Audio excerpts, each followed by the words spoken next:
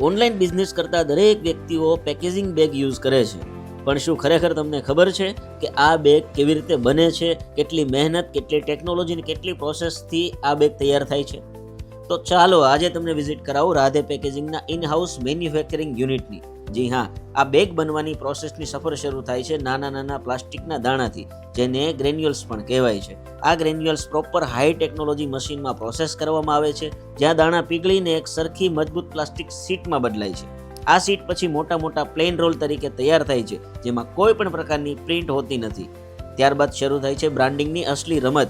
Plane રોલને લઈ જવામાં આવે છે પ્રિન્ટિંગ મશીનમાં, જ્યાં તમારી બ્રાન્ડનું લોગો, નામ કે ડિઝાઇન એકદમ ક્લિયર અને પ્રોફેશનલ રીતે પ્રિન્ટ કરવામાં આવે છે. પ્રિન્ટિંગ બાદ ફાઇનલ બ્રાન્ડેડ શીટ રોલને હવે લઈ જવામાં આવે છે બેગ બનાવવાના મશીનમાં. સૌપ્રથમ બેગનું ગમિંગ થાય છે, પછી ચોક્કસ સાઇઝ પ્રમાણે કટિંગ થાય છે અને છેલ્લે તૈયાર થઈને આવે છે પરફેક્ટ, મજબૂત અને રેડી ટુ યુઝ બેગ.